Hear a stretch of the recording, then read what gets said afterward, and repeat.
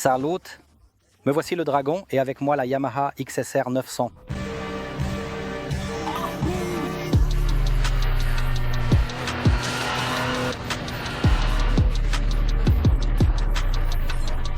À propos de...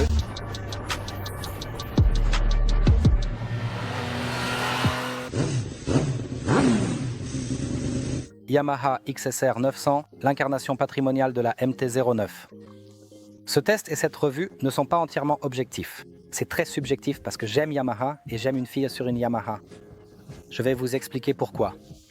Et là, il y a 7 ans, j'ai décidé d'arrêter de rouler en moto sportive en ville parce que ça n'a absolument aucun sens de s'habiller en combinaison 1 ou 2 pièces avec de longues bottes, de longs gants sportifs, un casque, juste pour parcourir 3 km jusqu'au travail en étant en sueur, puis de devoir tout enlever, avoir des vêtements de rechange au boulot et commencer la journée.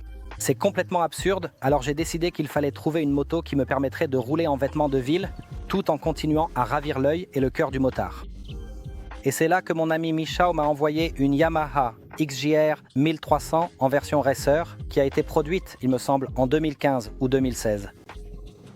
Auparavant, la XJR était une moto qui ne m'intéressait absolument pas. Une grosse moto de la catégorie UJM, c'est-à-dire un big bike japonais universel, ne m'intéressait pas du tout simplement parce qu'elle était moche. Bien sûr, les membres du groupe XJR 1300 Pologne, que j'ai moi-même créé, vont sûrement vouloir m'en vouloir, mais malheureusement, c'est comme ça. La seule XJR qui me plaisait, c'était la 1300 Dresser. Je suis allé dans un salon, j'ai demandé s'il était possible d'essayer cette moto. Bien sûr, c'était possible, mais seulement dans la version standard. Cependant, le vendeur, qui venait d'être embauché, a commencé à me raconter qu'elle était refroidie par liquide, alors je suis vite sorti du salon. C'est ainsi que je me suis retrouvé chez les gars de Uma Bike. J'ai pris une moto d'essai chez eux, je l'ai essayée, et il s'est avéré que le moteur 4 cylindres de 1300 cm3 a tout simplement conquis mon cœur. J'ai commandé la version Racer, et depuis 7 ans, cette moto est dans mon garage. Je fais en moyenne 200 à 400 km par an avec, mais à chaque balade, j'ai un sourire incroyable jusqu'aux oreilles. Bien sûr, à tout cela se sont ajoutés l'Union européenne, la lutte pour l'écologie et les espèces animales en voie de disparition, alors quelqu'un a décidé qu'il fallait retirer la XJR de la vente. J'ai ma propre théorie à ce sujet, car si quelqu'un se souciait vraiment de l'empreinte carbone, il vérifierait combien coûte la production d'une XJR quand elle a été conçue, sachant que le développement de son moteur remonte déjà aux années 80 et en réalité, sa fabrication, même si le moteur émet un peu plus de CO2 que les motos récentes, je parie que son empreinte carbone est bien plus faible. Mais comme on dit, quand on ne sait pas de quoi il s'agit d'argent. Les constructeurs doivent vendre de nouveaux modèles et l'Union européenne doit encaisser de l'argent pour certaines émissions de CO2 et d'autres choses de ce genre. Nous n'allons pas entrer dans ces détails. La XJR a été retirée du marché, mon cœur s'est brisé et bien sûr, j'ai été parmi les premiers à faire partie du groupe qui disait « Non Yamaha, ne fais pas ça. On ne peut pas car c'est sacré. » La XJR, c'est tant d'années d'histoire et vous savez ce qu'a fait Yamaha ? Ils ont retiré la XJR de la vente. Deuxièmement, à ce moment-là, plus personne n'achetait vraiment ces XJR. Bien sûr, il y avait des fous comme moi que ça n'intéressait pas que la moto n'ait même pas d'ABS, sans parler du contrôle de traction et d'autres choses. Je voulais simplement cette moto, je me fichais de savoir si elle était moderne ou non. Aujourd'hui, les motards voient dans ces machines d'un tout autre œil.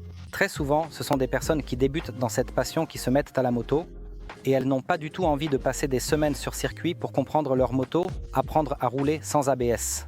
D'ailleurs, l'ABS est désormais aussi exigé par l'Union européenne. Par conséquent, ils ont besoin de motos qui soient simples à utiliser et faciles à conduire. Donc Yamaha a eu l'idée de prendre sa légendaire MT-09 qui est depuis des années une moto vraiment sauvage. Tous ceux qui l'ont conduite, en particulier des personnes comme Andrzej qui l'ont pilotée de manière extrême, ce que vous verrez dans un instant car je vais insérer sa vidéo de test de la MT-09, disaient que c'est une super moto. La toute dernière version de la MT-09, je parie que selon les concepteurs de Yamaha, elle est un peu en avance sur son temps car son apparence est assez controversée. Ce phare avant, ces détails spécifiques, en général, ce n'est pas vraiment mon style personnel. En revanche, en ce qui concerne les performances, c'est l'un des meilleurs roadsters de sa catégorie, si ce n'est le meilleur. Mais bon, ça ne plaisait pas à tout le monde. Alors, qu'a fait Yamaha ? Ils ont créé la XSR 900, c'est-à-dire la version héritage de la MT-09. Ce qui est important, c'est que ce n'est ni un café racer, ni un scrambler, ni un tracker, ni un bobber, c'est-à-dire ce que les constructeurs ont essayé de faire pendant des années, ou plutôt ont fait semblant de faire. Le seul constructeur qui a vraiment le droit de fabriquer des motos classiques ou des cafés racers, c'est Triumph, car ils ont une catégorie dédiée à cela. Ils ont une plateforme pour les développer et ça fonctionne. Construire un café racer sur un tel cadre, c'est un travail plutôt bancal.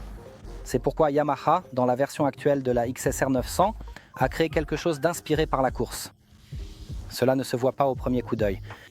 Cette moto, dans la livrée bleue que vous voyez ici, est inspirée de la moto de course de Christian Saron, un pilote français qui courait pour Yamaha dans les années 80.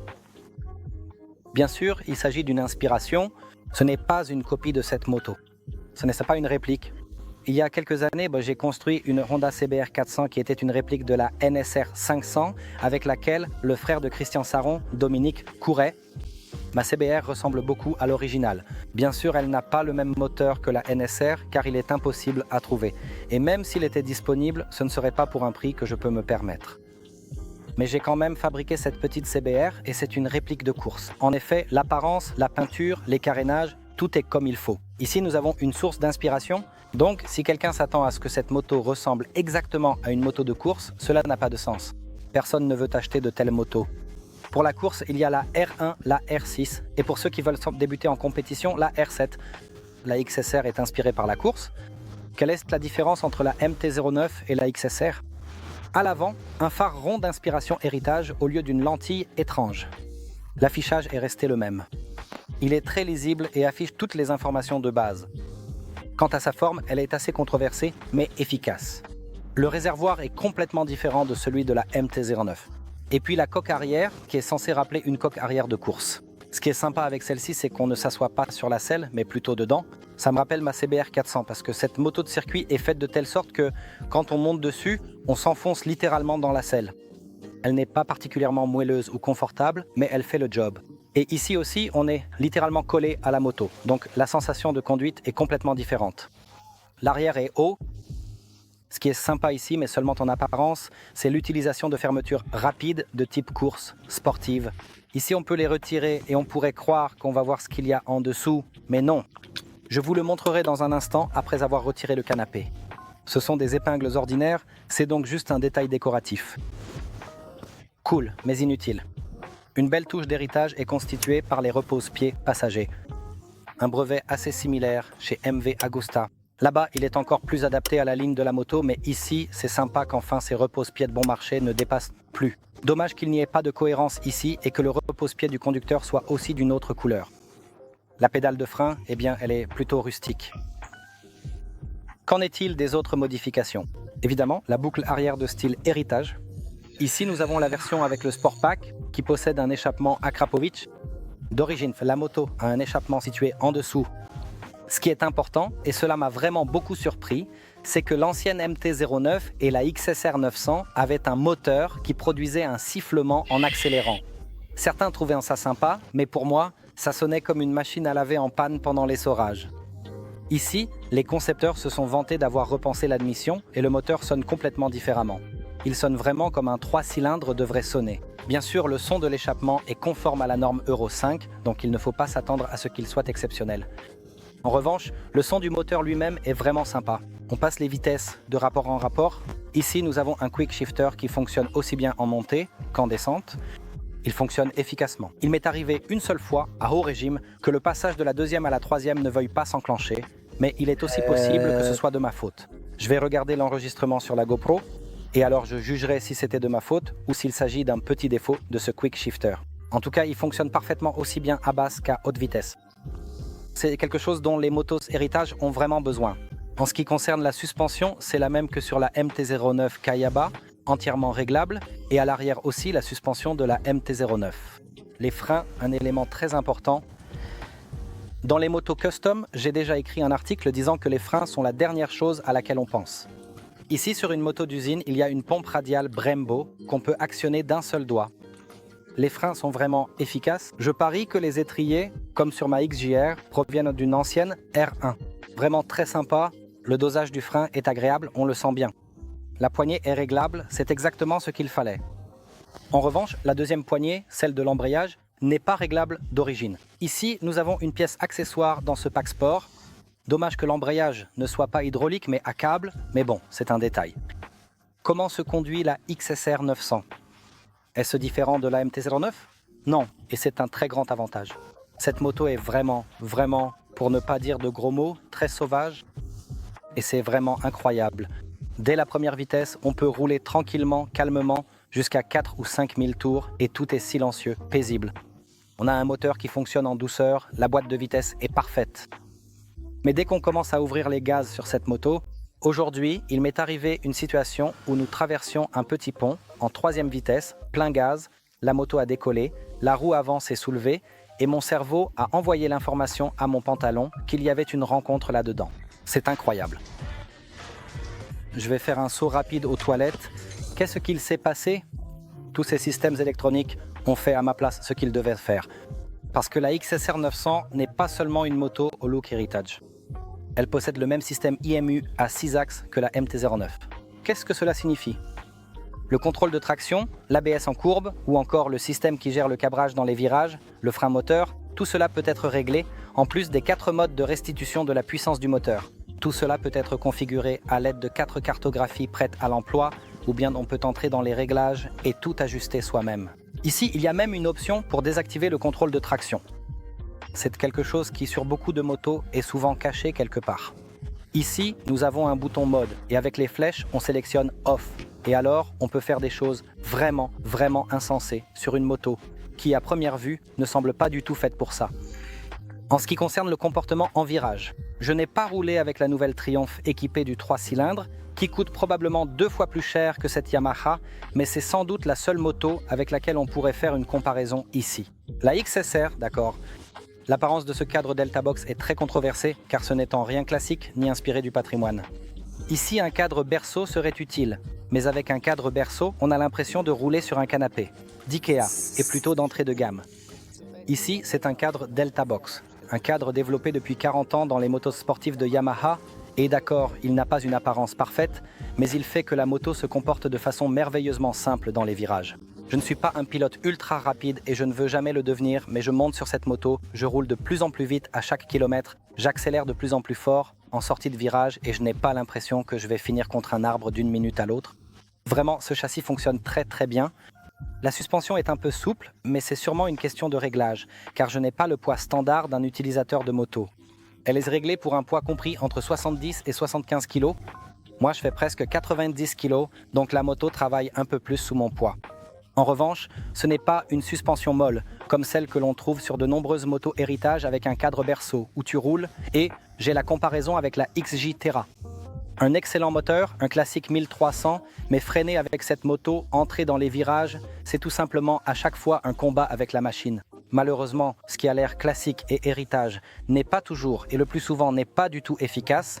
Donc ici, je n'ai aucun problème avec le fait que Yamaha ait utilisé le cadre Delta Box. Bien sûr, cela est probablement aussi dicté par les comptables qui ne veulent pas créer une nouvelle plateforme pour le segment héritage, car en Europe, surtout dans des pays comme la Pologne, ce n'est pas le segment le plus fort. Cependant, si je dois être honnête, si l'on mettait ici la MT-09 face à cette XSR 900 qui est plus chère d'environ 4700 zlotys, je choisirais ce modèle les yeux fermés. Heureusement, je n'ai pas d'argent en ce moment parce que j'ai tout investi dans d'autres motos et j'ai une XJR, donc je ne vais pas me demander si je dois acheter la XSR 900. Cependant, à mon avis, c'est une moto pratiquement adaptée à tous les utilisateurs. Pour ceux qui débutent, ils seront très longtemps ravis par la façon dont la moto délivre sa puissance, par son fonctionnement, par la fiabilité de la boîte de vitesse. Même si on n'arrive pas à passer une vitesse, il n'y a aucun grincement, rien du tout. Le moteur est dynamique, ce ne sera pas le genre de moto que tu achèteras et, au bout de 2 ans, tu commenceras à penser à autre chose. C'est un jouet pour longtemps. Tu as envie d'aller sur circuit ? La moto est équipée d'un quick shifter, il suffit d'installer comme ici une protection de carter moteur, on peut aller sur circuit, il ne reste plus qu'à régler la suspension et on a un jouet prêt pour la piste. On rentre et on a une moto qui a fière allure avec un style héritage. La moto sort d'usine avec des pneus Bridgestone S22, probablement l'un des meilleurs pneus actuels pour motos sportives, donc ici aussi Yamaha fait un clin d'œil à ceux qui aiment rouler un peu plus vite, de façon plus dynamique. Avec les pneus d'origine, on peut aller sur un petit circuit et s'amuser avec la moto sans stress. La moto est plus légère que son prédécesseur. Rien que sur le cadre, on a gagné environ 2 kg et 700 grammes sur chaque jante, ce qui, sur le papier, ne semble pas être un résultat très impressionnant. Cependant, lorsqu'on regarde le poids des roues, Chaque gramme en moins change complètement le comportement de la moto. Le bras oscillant est allongé, donc cette moto est beaucoup plus stable que l'ancienne XSR. Elle n'est plus aussi nerveuse, ce qui la rend en même temps plus polyvalente. Je suis vraiment ravi. Quand j'ai vu cette moto en photo, ses proportions et à quoi ressemble cette partie arrière, je me disais, pas vraiment convaincu. En vrai, elle a bien meilleure allure. D'accord, il y a des détails comme ce klaxon qui dépasse ici, tout comme sur la MT-09, ou ce faisceau maintenu par des attaches en caoutchouc qui font assez cheap. Ce panneau latéral avec ses attaches de course qui ne servent à rien, c'est juste pour la déco. Voilà, ce sont les points négatifs. Cependant, pour moi, chaque moto, et en particulier une moto de la catégorie héritage, c'est quelque chose qui représente un point de départ. Moi, j'installerai tout de suite un grand carénage ici, qui cacherait le cadre. Je changerai différents détails comme les repose-pieds, le support de plaque d'immatriculation. Je modifierai aussi certaines choses ici, les rétroviseurs qui, ok, ont un look sympa parce qu'ils sont montés en bout de guidon, mais comme sur la MV Agusta Brutal, ils dépassent tellement du guidon que dans les embouteillages, ce ne sera pas très agréable. L'échappement Akrapovic en accessoire, à mon avis, même celui d'origine qui est placé en dessous, a un meilleur look. Ok, il n'est pas bruyant si jamais quelqu'un tient au son. Après plus de 20 ans à rouler à moto, je préfère le silence et le bruit du moteur plutôt que celui de l'échappement. Vous trouverez le test complet dans le magazine. Je le confronterai aussi aux avis de personnes qui roulent avec la nouvelle MT-09, ainsi qu'à ceux qui ont peut-être conduit l'ancienne XSR 900. Qu'est-ce qu'ils ont aimé? Qu'est-ce qu'ils n'ont pas aimé? Je suis sous le choc. Je n'ai pas envie de ressasser que j'aimerais que la XJR revienne, ou les motos du type XS 400, ou quoi que ce soit d'autre, parce que ça ne reviendra plus et il faut qu'on s'adapte à cette réalité. En revanche, si quelqu'un a besoin d'une moto qui a un look héritage, mais pour qui la performance et l'efficacité sont tout aussi importantes, alors la XSR 900 est vraiment un très bon choix. La seule option concurrente, il me semble, c'est Triumph, qui avec sa Speed Triple a quelque chose comme plus de 80 000 en version RR, eh bien ce n'est pas vraiment concurrentiel. La Yamaha coûte, je crois, 51 600, donc si quelqu'un cherche et veut acheter une moto universelle, à la fois pour rouler en ville et pour partir en balade, parce qu'il y aura sûrement ici des carénages ou des bulles disponibles, et une moto avec laquelle on peut vraiment s'entraîner efficacement sur circuit sans craindre qu'elle finisse dans le décor parce que quelque chose ne fonctionne pas ou n'a pas été fait comme il faut, alors la XSR est vraiment un très bon choix. Comme je l'ai dit au début, j'adore Yamaha parce que j'ai une XJR 1300, une SR 250, mon fils a une PW50 et puis j'adore aussi une femme sur une Yamaha parce que ma femme roule en NMAX depuis l'année dernière qui à mon avis est le scooter 125 le plus sympa. Je ne sais juste pas si elle m'aime parce qu'elle ne veut pas me le prêter, mais je vais rentrer à la maison et en discuter. À bientôt dans le magazine. Et dites-moi, comment le monsieur Smoke s'en sort-il sur YouTube? Salut!